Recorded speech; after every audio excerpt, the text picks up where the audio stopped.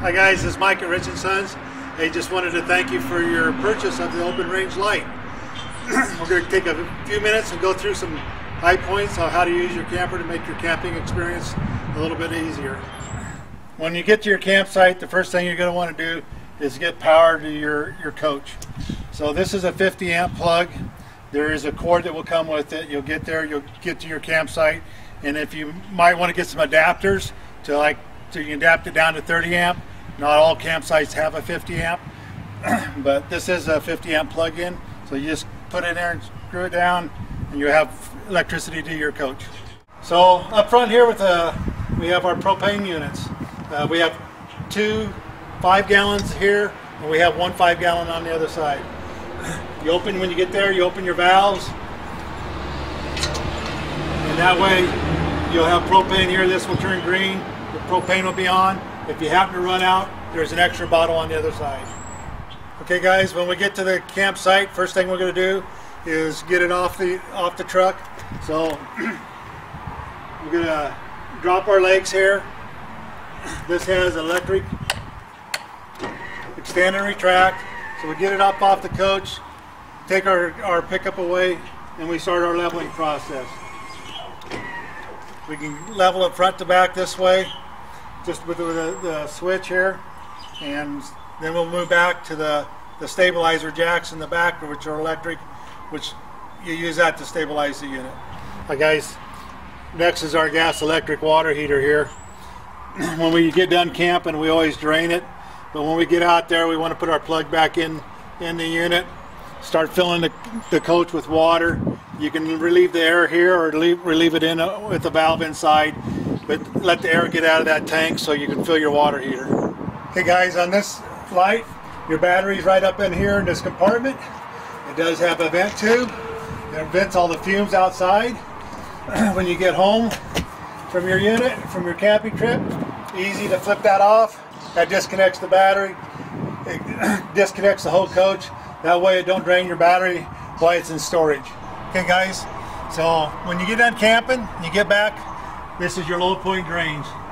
So we just take those caps off there, open the valves inside, and all the water will run down out of your pipes.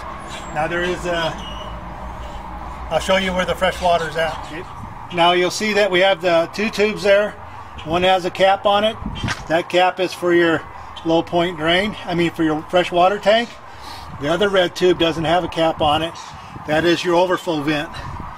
So when you get home or you want to dump your water out, all you do is loosen that cap off of there and it'll drain your fresh water. Okay guys, this is our docking station back here. Right in here is where we would put our faucet, our hose from our faucet. I'm going to recommend that you get a pressure regulator. Some places have way too much water pressure. But anyway, we do both. You can run it direct here through your pipes, or you can flip this little blue lever and it will you'll fill your tank. The other thing that's back in here is also your outdoor shower and a black tank flush. So when we're dumping at the dump station, we can stick put a hose here, and it's going to flush out our black tank. Also, your cable and satellite hookups are all located right here in this location. Okay guys, so when we get ready to pull up and pull stakes, and we're going up to the dump station, we're going to get our sewer hose, we're going to get it up here and click it in, put it down in there to the dump station tank. One of the things I can advise you here is take your time. Don't get rushed. Mistakes happen when you rush. But anyway, get it all hooked up, and then when you got it all hooked up, this is your black tank. You just pull that slowly, and then it'll run out your black tank. So when you get the black tank pretty much empty, like I said back there, you can hook a hose to it, and it will flush out your black tank. And then you pull your gray tank to flush out all the impurities out of your hose, so you don't have any surprises.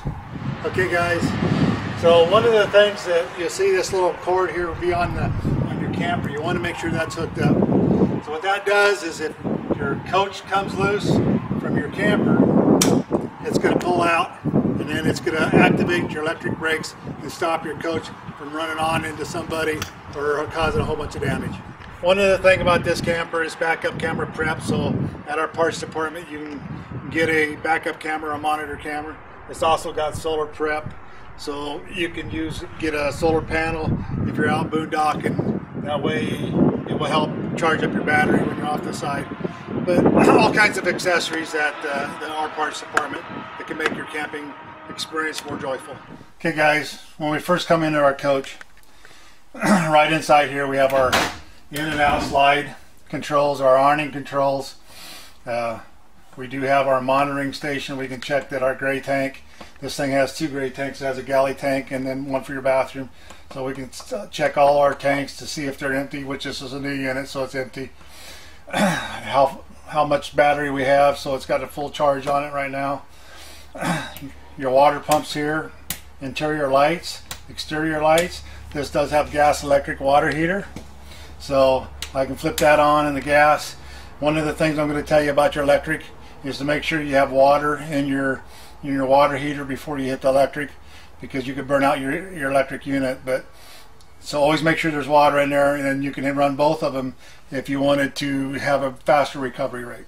Okay guys, when we're at the campsite, and if we're not plugged into cable or satellite, and we're trying to get open-way TV, one of the things we want to do is hit this little button here, and it amplifies our TV antenna. If we are hooked up to cable or satellite, we want to make sure that's off, or it will interfere with their signal. But for the most part, when we're trying to get local TV, we just make sure that power booster's on.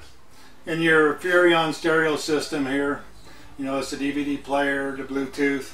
But one of the things that it has 2 zones, for one inside and one outside. So if I hit the 1, I just shut the inside off. If I hit the 2, I just shut the outside off. Or I can run independently of each other. But that's how you select your speaker zones. Okay guys, in our coach, we got 110 outlets. Our air conditioner's on 110, but we also have 12 volt. So all of our fuses and breakers right here, the 110 on this side are 12 volt. For some reason, if we blow a 12 volt fuse, there will be a light that shows up, and it will show up. If you can't really see it, if you press that switch, it will get brighter. So let's say that we blow a fuse on our awning, that's where we would check it, if our awning's not working or something like that. Okay guys, we're back here at the refrigerator now. This is a gas electric nor cold refrigerator. So we power it on this way. We have our modes. Right now it says A, so that stands for automatic. It's either going to run off of gas or electric. I can switch it to where it's just running off electricity or strictly gas. But if we have it set on auto, it's when we unplug, the gas is going to start. When we plug in, it's going to shut the gas off. Also, you'll see that on this Norcold, we can set the temperature to how cold we want it. So that's the Norcold refrigerator. Okay guys, next is the furnace and air conditioner. So when we get up here, we can use our modes to go from the furnace to the air conditioner. One of the things that we have problems with, people will see that this is 70, or we'll see it might be set on Celsius. So it's 21 degrees set, or if we hit both buttons, it brings it back to Fahrenheit. And so now we're set at 72 degrees.